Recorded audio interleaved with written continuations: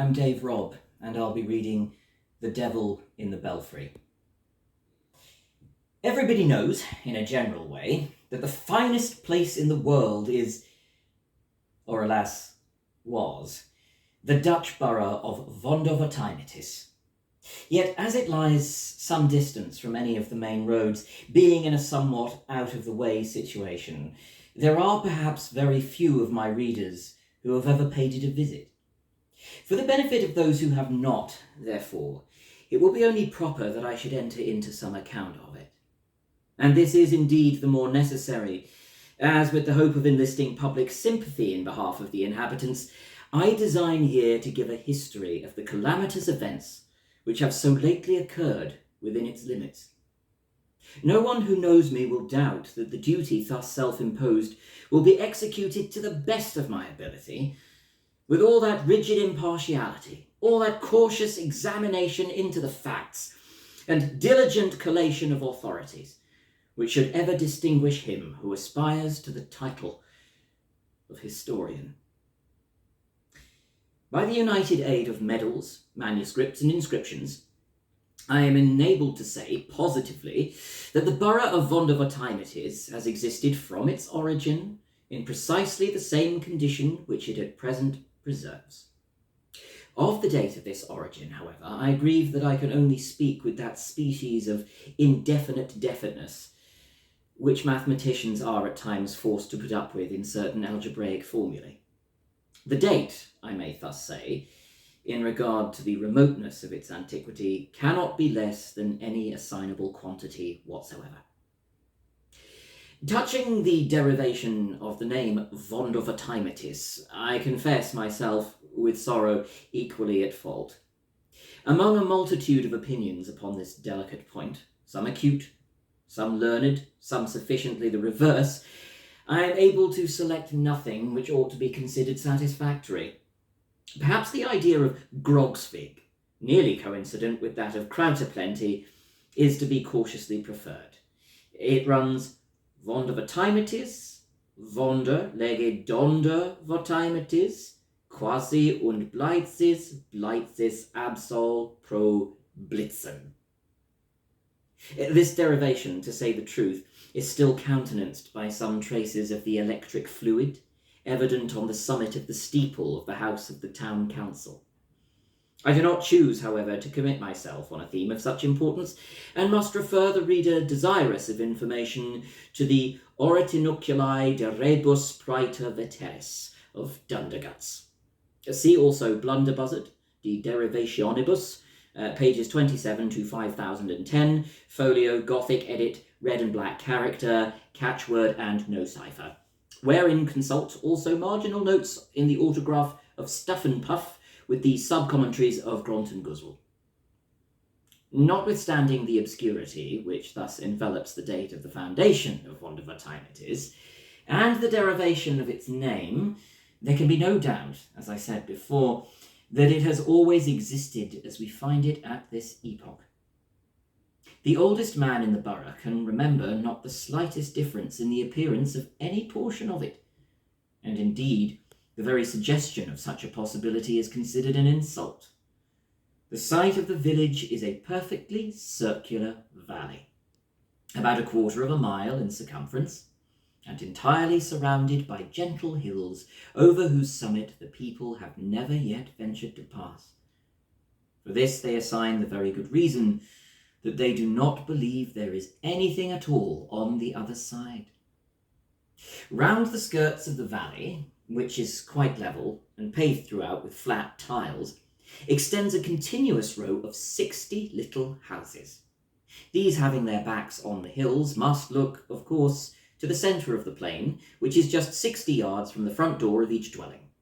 Every house has a small garden before it, with a circular path, a sundial, and 24 cabbages. The buildings themselves are so precisely alike that one can in no manner be distinguished from the other. Owing to the vast antiquity, the style of architecture is somewhat odd, but it is not for that reason the less strikingly picturesque. They are fashioned of hard-burned little bricks, red, with black ends, so that the walls look like a chessboard upon a great scale, The gables are turned to the front, and there are cornices as big as all the rest of the house over the eaves and over the main doors. The windows are narrow and deep, with very tiny panes and a great deal of sash. On the roof is a vast quantity of tiles with long curly ears. The woodwork throughout is of a dark hue, and there is much carving about it, with but a trifling variety of pattern. For time out of mind, the carvers of Vondervotteimittis have never been able to carve more than two objects, a timepiece and a cabbage. But these they do exceedingly well, and intersperse them with singular ingenuity wherever they find room for the chisel. The dwellings are as much alike inside as out, and the furniture is all upon one plan.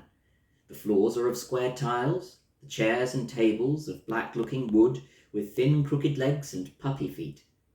The mantelpieces are wide and high, and have not only timepieces and cabbages sculptured over the front, but a real timepiece, which makes a prodigious ticking on the top in the middle, with a flower pot containing a cabbage standing on each extremity by way of outrider.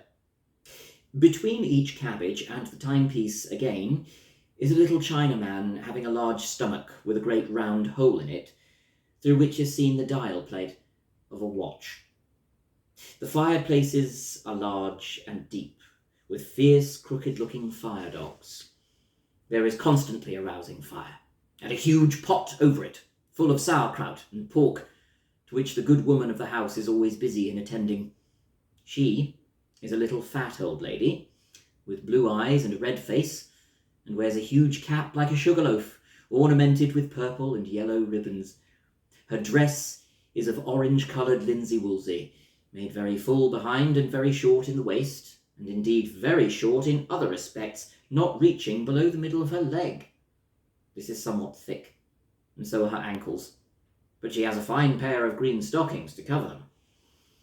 Her shoes of pink leather are fastened each with a bunch of yellow ribbons puckered up in the shape of a cabbage.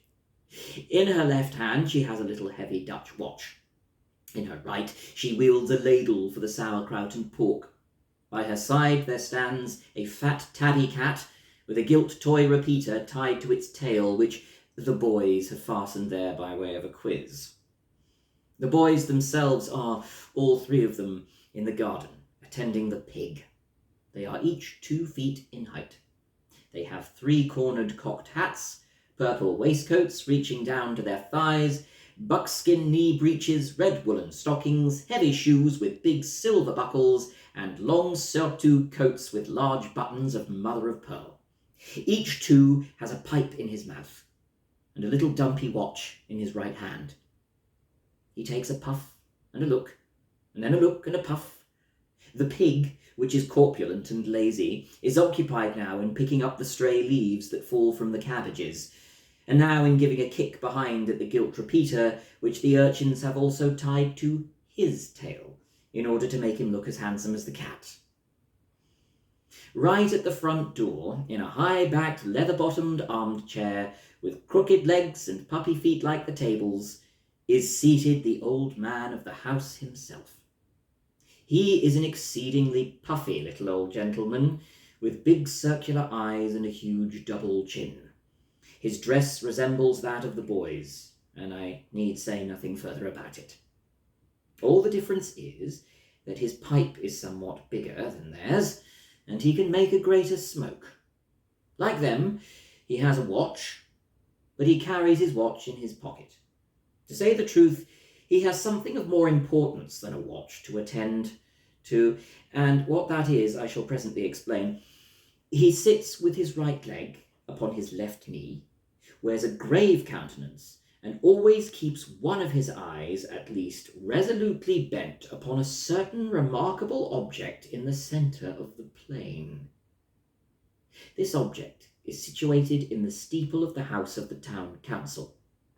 The town council are all very little, round, oily, intelligent men, with big saucer eyes and fat double chins, and have their coats much longer and their shoe buckles much bigger than the ordinary inhabitants of Vondervotteimittis, Since my sojourn in the borough, they have had several special meetings and have adopted these 3 important resolutions.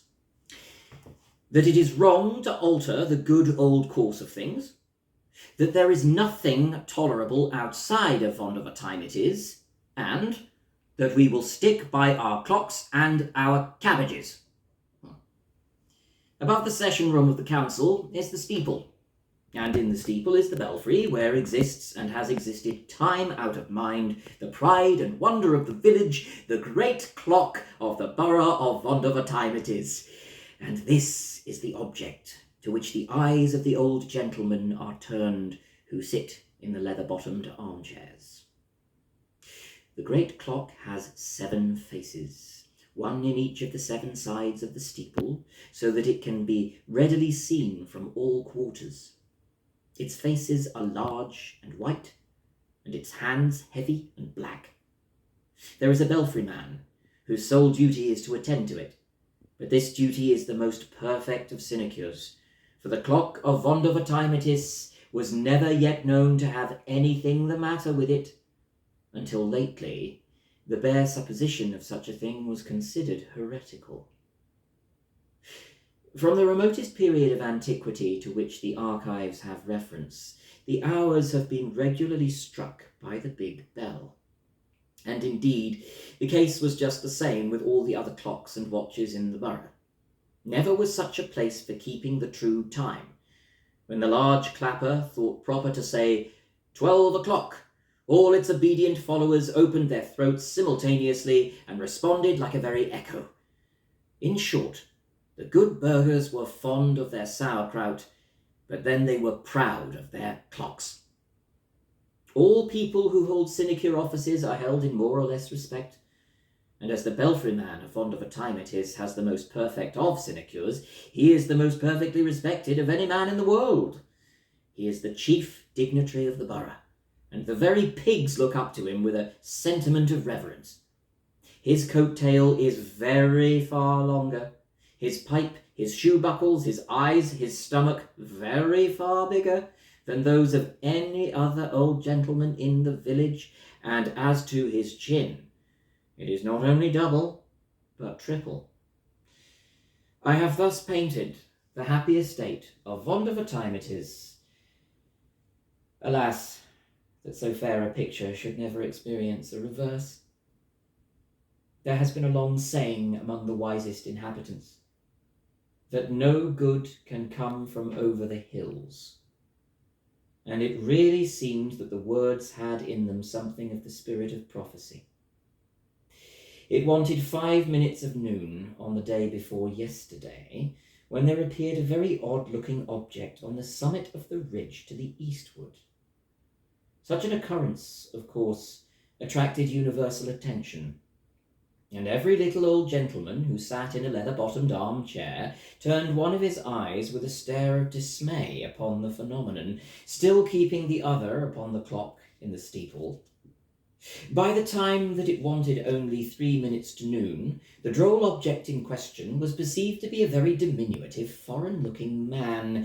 He descended the hills at a great rate, so that everybody soon had a good look at him. He was really the most finicky little personage that had ever been seen in Vondervotteimittis. His countenance was of a dark snuff colour, and he had a long hooked nose, pea eyes, a wide mouth, and an excellent set of teeth, which latter he seemed anxious of displaying as he was grinning from ear to ear. What with moustachios and whiskers, there was none of the rest of his face to be seen.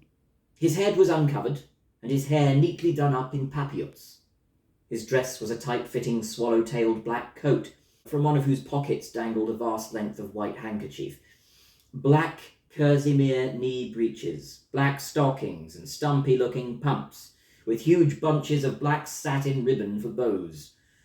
Under one arm he carried a huge chapeau de bras, and under the other a fiddle nearly 5 times as big as himself.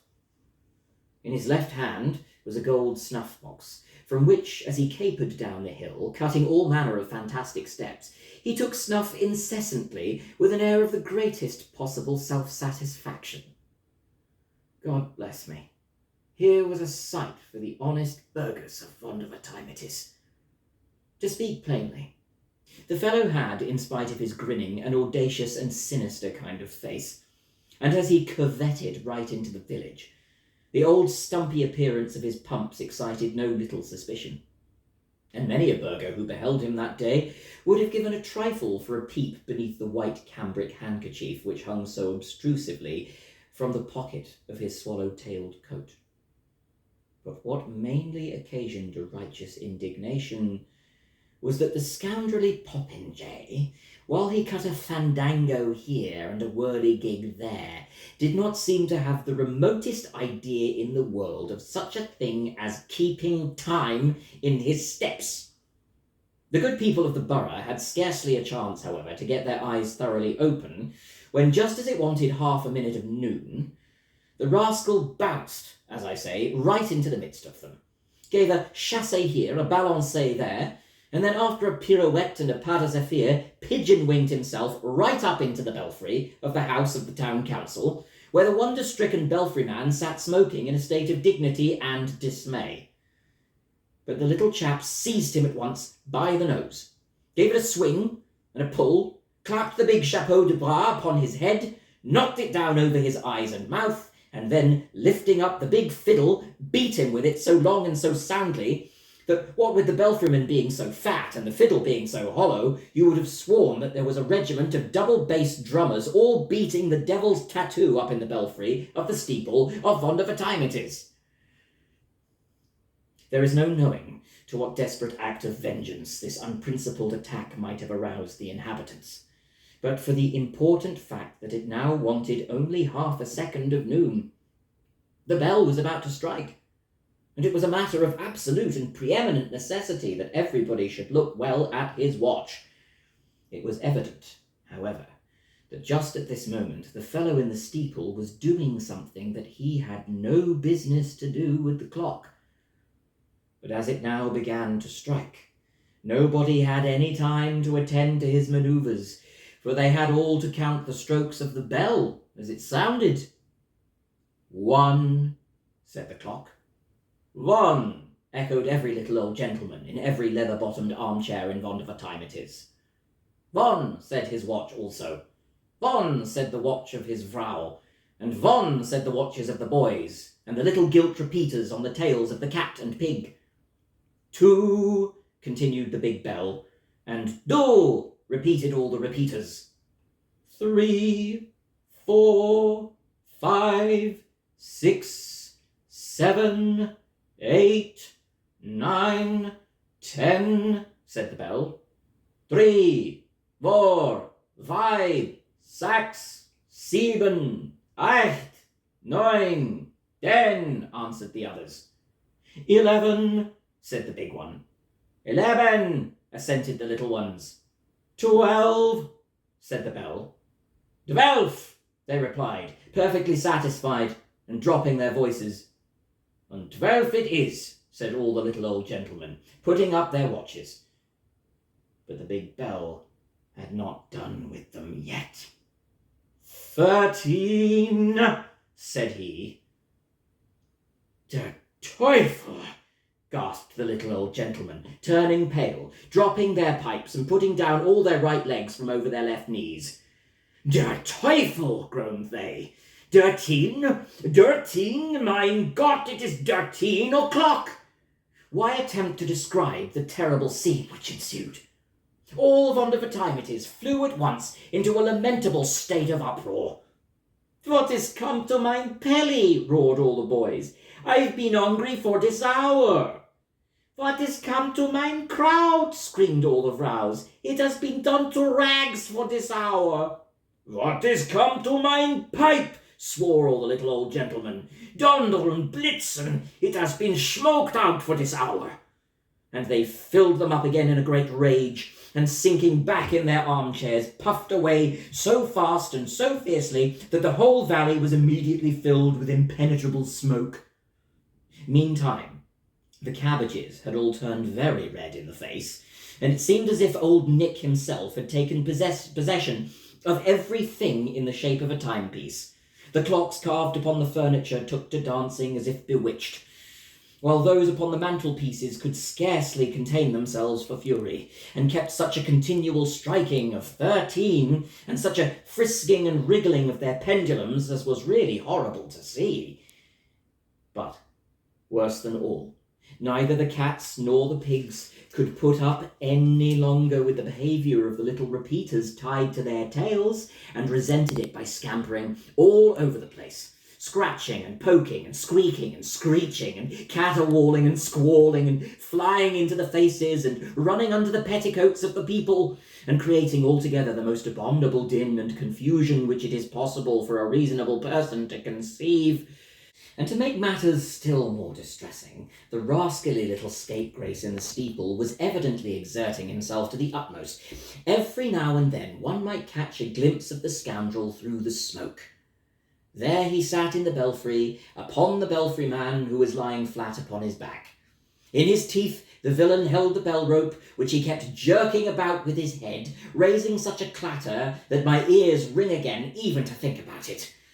On his lap lay the big fiddle, at which he was scraping, out of all time and tune, with both hands, making a great show, the nincompoop, of playing Judy O'Flanagan and Paddy O'Rafferty. Affairs thus being miserably situated, I left the place in disgust, and now appeal for aid to all lovers of correct time and fine kraut. Let us proceed in a body to the borough, and restore the ancient order of things in Vondervotteimittis by ejecting that little fellow from the steeple.